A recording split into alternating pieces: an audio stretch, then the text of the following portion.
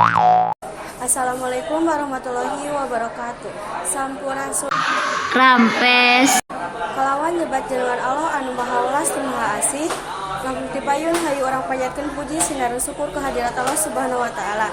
Anu kumargi atas rahmatna urang tiasa riung pulung di ieu tempat.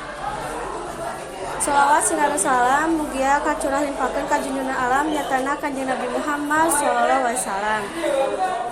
Tahila pakeluargina ka para sahabatna ka para tabiin tabiatna tur mudah-mudahan ka urang sadaya salaku umatna amin. Alhamdulillah dina dinten ayeuna simkuring Siti Anisa Sapira ti kelas 11 MIPA 4 bade ngandugikeun biantara anu teksna didamelkeun ku rerencangan simkuring nyaeta Nur Sipa Novianti ti kelas 11 MIPA 4. Langsung wae dina waktos ayeuna abdi bade ngadugikeun biantara perkawis pengaruh internet ka remaja.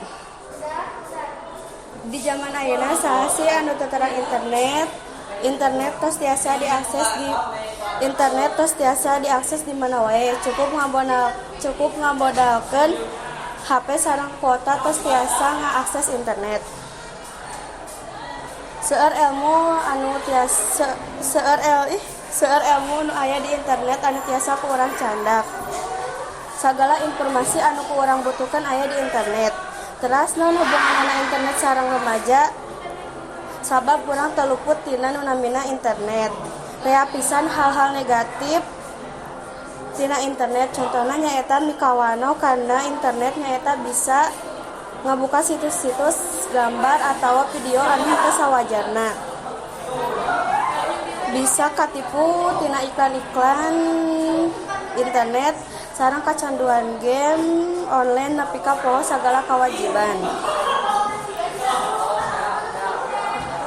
Rumaja biasana sok nurutkeun anu dominan nu aya di sakurilingna. Mangka teh eta alusna urang bisa bijak ngagunakeun internet keur kamajuan diri pribadi sareng sajabana.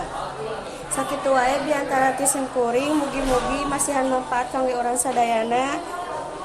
Hapunten dina sadaya kalepatan hatur nuhun kana perhatianna. Wassalamualaikum warahmatullahi wabarakatuh.